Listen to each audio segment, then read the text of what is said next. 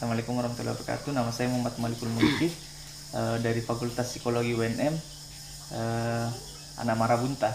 Iya. Itu juga. Oke. Kita mau lagi. Kalau saya perkenalkan, nama saya Rahmat. Iya. Kebetulan saya di Universitas Hasanuddin. Dan kalau organisasi ya Federasi Mahasiswa UNAS. Rahasia mahasiswa. Kalau begitu Pale, kita masuk ke sebenarnya pembahasan awalnya ini Kak. Mau tanya-tanya tentang cerita-cerita sedikit tentang Omnibus Law. Iya. Kan ini Omnibus Law ini lagi viral sebelum pandemi juga. Ini virus sudah dibahas sama masyarakat segala macam. Mahasiswa itu jadikan topik untuk kajian. Kita ini kebanyakan orang masih belum tahu apa sebenarnya itu Omnibus Law. Kalau boleh tahu Kak, bagaimana menurut itu tentang Omnibus Law? Bisa digambarkan sedikit tentang Omnibus Law itu seperti apa?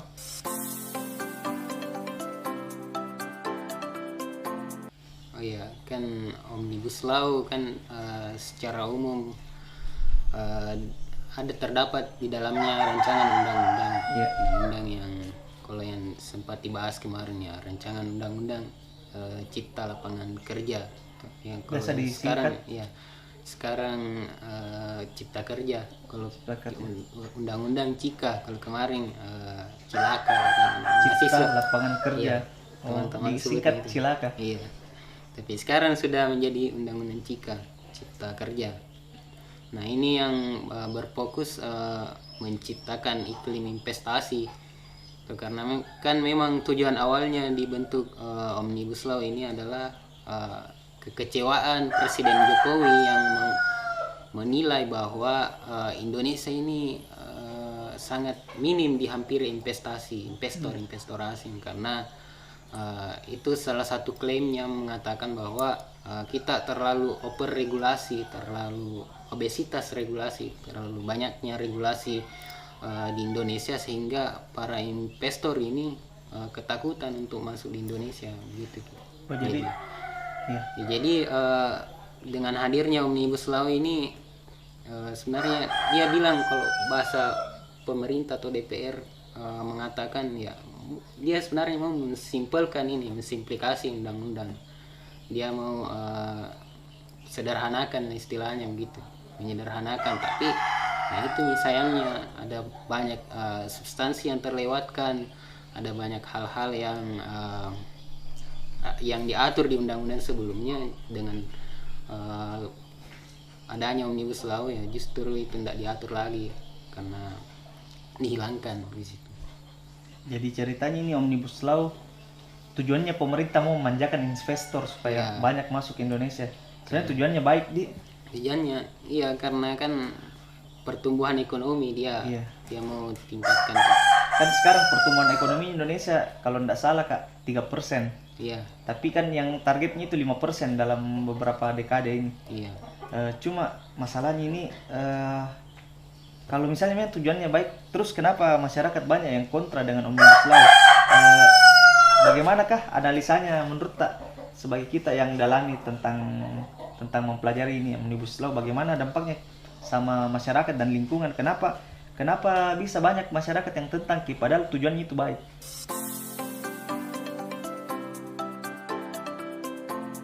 Sebenarnya banyak variabel untuk menilai bahwa ini Omnibus Law tidak tepat untuk diterapkan di Indonesia. Kalau secara umum kita kan negara dengan menganut sistem civil law system, hukum perdata sama hukum publik. Nah, sementara Omnibus Law ini kan dia produk dari common law system. Nah, di sini yang dilihat agak berbeda tuh.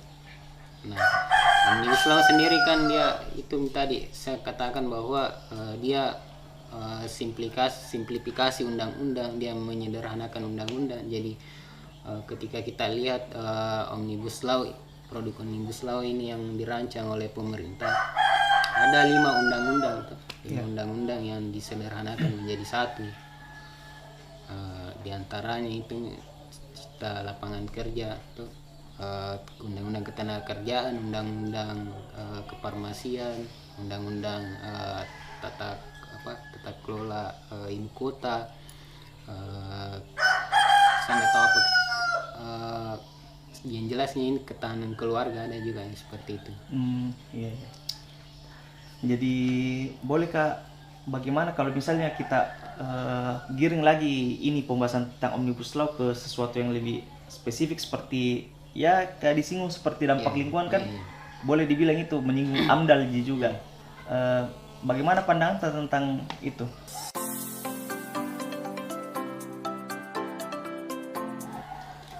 Ya kalau ya memang di sini hadirnya kemudian Omnibus Law ya justru banyak kalangan yang memprotes tuh, bahwa karena dia mengenyampingkan AMDAL-nya, analis mengenai dampak lingkungannya.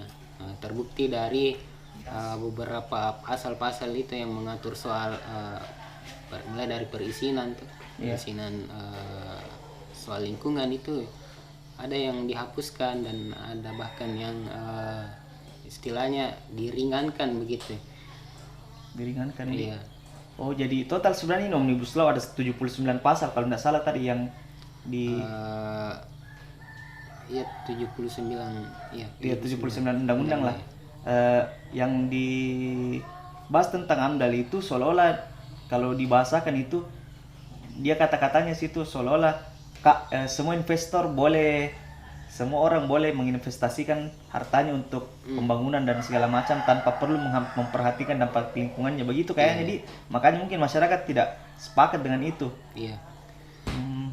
Jadi sebenarnya kalau boleh tahu ini AMDAL kan merugikan sekali kalau misalnya tidak diperhatikan limbahnya apa segala macam, pasti merugikan.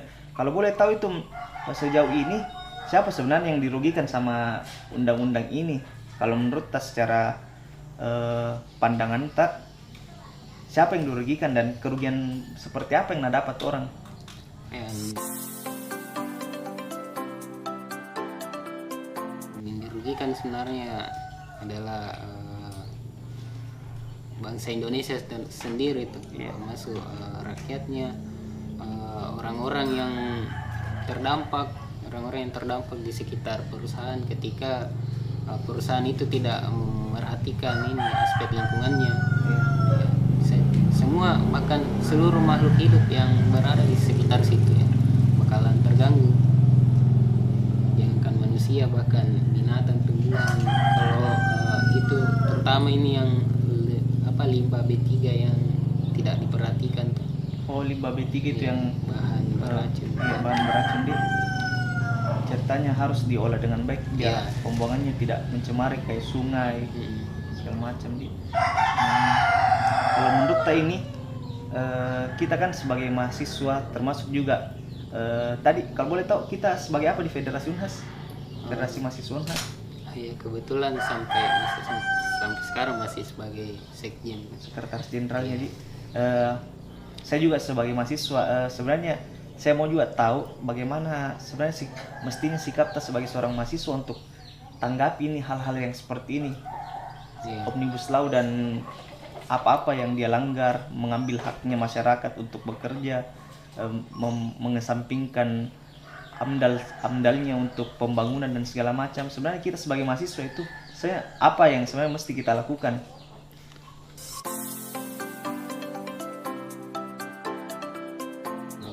Kan sebelum pandemi ini kan memang wacana Omnibus Law sudah bergulir. Nah, kita dari mahasiswa sudah melayangkan beberapa analisis tuntutan, dan itu saya kira sudah ada yang tersampaikan sampai ke DPR. Nah, karena kan di awal itu ketika munculnya wacana Omnibus Law, teman-teman ini melakukan pengkajian. Nah, ini kalau misal mau dispesifikkan ke AMDAL-nya mengenai dampak lingkungan, nah di sini kita temukan, kita identifikasi ada undang-undang yang sudah diatur sebelumnya, dan di rancangan ini di RUU Omnibus Law ini tidak dibahas, dan pun dibahas tapi lemah. Dan itu kalau misal tadi pertanyaannya apa yang bisa dilakukan sebagai mahasiswa ya, eh, mungkin dengan situasi pandemi ini sekarang kan ya susah untuk bergerak, tapi kan kita kemarin sudah lakukan aksi-aksi protes dan sebagainya, dan aksi-aksi protes itu masih bisa dilakukan sampai sekarang karena perkembangan terakhir, saya kemarin melihat perkembangan terakhir ini Omnibus Law kan memang ditunda dulu untuk sementara waktu tuh sampai masa pandemi ini berlalu, tapi pembahasannya masih tetap bergulir di DPR. DPR masih bahas Iya. secara diam-diam di. Iya. Kalau itu klarifikasinya kemarin dari ketua satgasnya Omnibus Law mengatakan bahwa kita ini terbuka, katanya terbuka dalam hal atau pembahasan gitu, kita selalu open terhadap masyarakat gitu. Jadi ketika ada tuntutan dari masyarakat ya kita akomodir, katanya, dan masuk dalam pembahasan terutama yang kemarin yang soal perpres yang mengalahkan undang-undang. Nah itu sebuah hal yang keliru dan itu sudah dianulir katanya. Padahal secara hukum itu mestinya itu seperti apa? Ya lebih tinggi undang-undang. Undang-undang yang lebih tinggi daripada perpres di. Iya. Apalagi soal ini kan perkembangan terakhir juga dengan pandemi ini tuh, kalau kata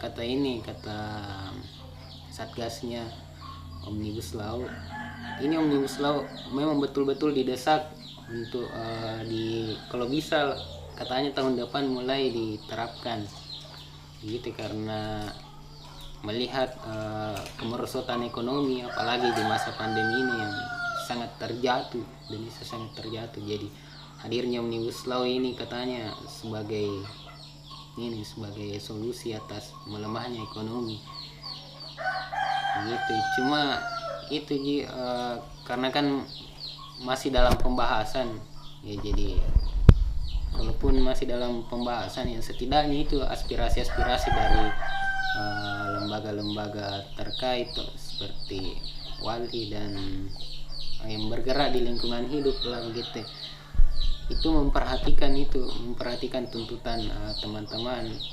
Dan kalau kemarin dari mahasiswa UNAS sendiri memang ini menolak Omnibus Law, kalau bahkan sampai tuntutan itu gagalkan Omnibus Law tuh. Itu. Jadi sebenarnya sudah banyak ini tuntutannya mahasiswa di, cuma mungkin tidak tersampaikan dengan tidak diterima dengan baik ya sama pemerintah dan instrumen pemerintahan. Saya kira ini Omnibus Law sangat viral dari dulu. Kita ini sebagai mahasiswa juga kayaknya kebanyakan kontra dengan itu di. Iya. Terutama kita kan ini kadang dijajal dengan pendidikan organisasi apa. Iya, betul. Kalau misalnya ini Omnibus Law betul-betul sudah disahkan, andaikan tuh seumpama kan ini sementara dibahas, kalau tidak disahkan itu kan alhamdulillah mungkin bagi kebanyakan orang, mungkin pemerintah pikirnya ini jadi kalau bahasa anunya itu ambiar tuh. Iya. Jadi ambiar ke ceritanya. Tapi kalau kebanyakan orang bilang oh ini Omnibus Law tidak disahkan, artinya alhamdulillah bagi kita semua. Seumpama Omnibus Law disahkan sebagai RUU, langkah-langkah seperti apa yang mestinya jadi solusi supaya ini betul-betul tidak merugikan masyarakat yang luas di Indonesia. Kita sebagai pendatang, sebagai mahasiswa lah, enggak apa-apa subjektif ya. Kami memang cuma sharing-sharing saja ini.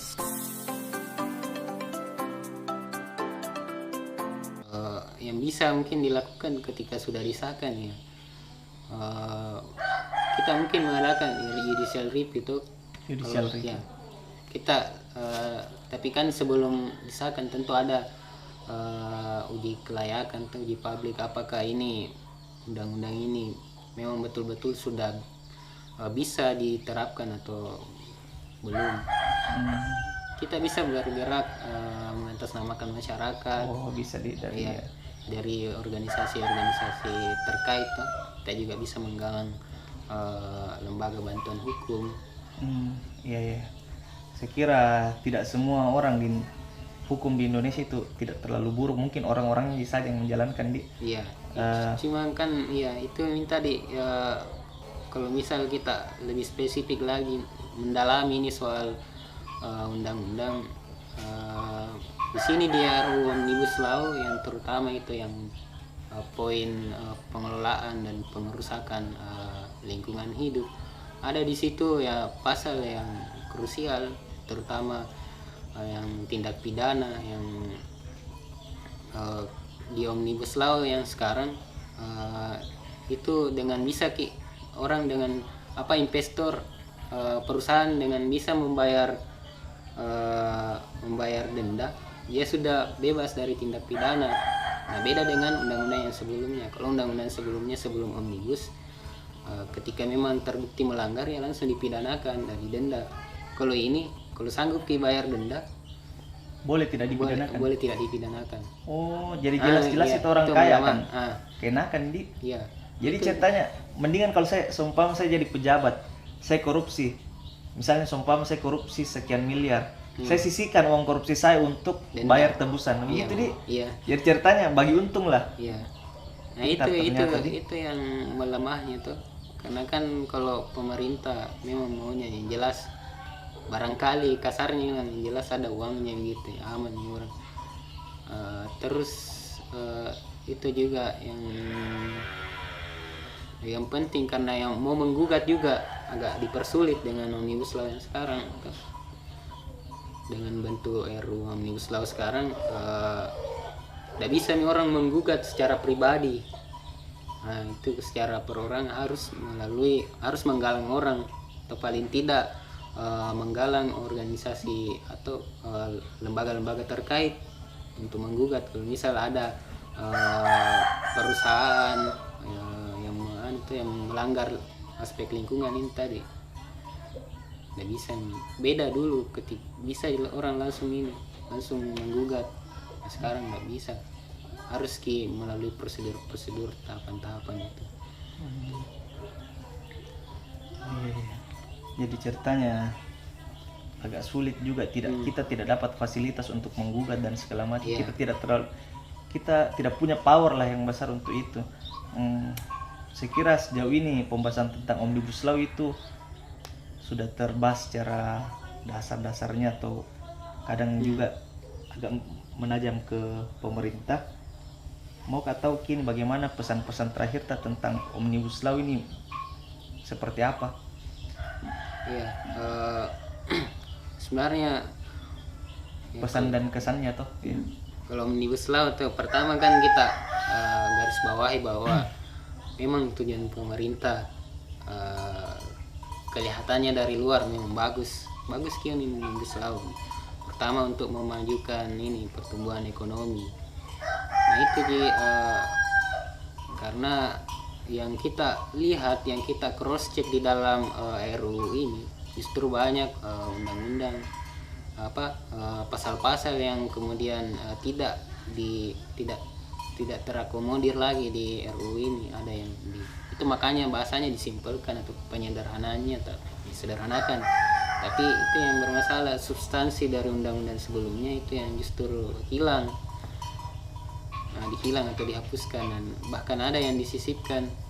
Jadi makanya teman-teman itu banyak mengatakan bahwa ini produk Omnibus Law ini adalah undang-undang ini untuk melanggengkan para investor katanya. Memanjakan untuk memudahkan investor. Bukan untuk rakyat katanya, ini untuk investor.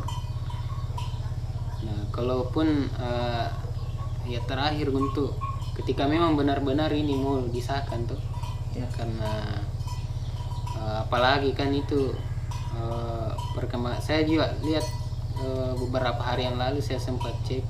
Ini memang seperti sudah saya katakan tadi, kalau ini Omnibus Law memang digadang-gadang sebagai alat untuk recovery dari kondisi ekonomi yang sekarang melemah.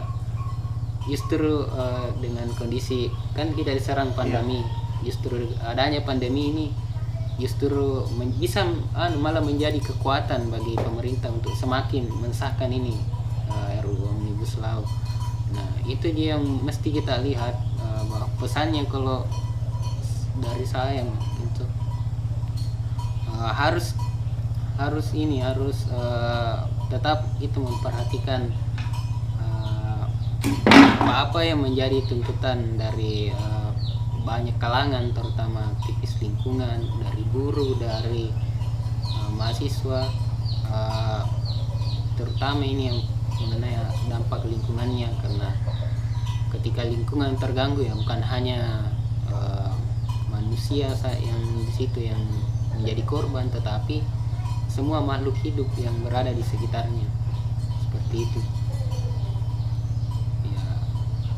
Intinya begitulah, harus memperhatikan itu tuntutan, karena kan masih dalam pembahasan. Oh iya. Ya, karena katanya tahun depan mau di Omnibus Law ini mau disegerakan katanya. Finalnya tahun depan untuk dibahas atau disahkan. Iya, kalau bahasanya ini ketua satgasnya Omnibus lebih cepat lebih baik. As soon as possible begitu. Itu tadi pesan-pesannya untuk Omnibus Law tercinta tadi. Paling mungkin itu saja yang dibahas untuk kali ini. Terima kasih Kak untuk sudah menyempatkan waktu untuk bahas ini. Saya ucapkan terima kasih banyak. Sama-sama. Ya, mungkin saya akhiri saja. Assalamualaikum warahmatullahi wabarakatuh. Waalaikumsalam warahmatullahi wabarakatuh.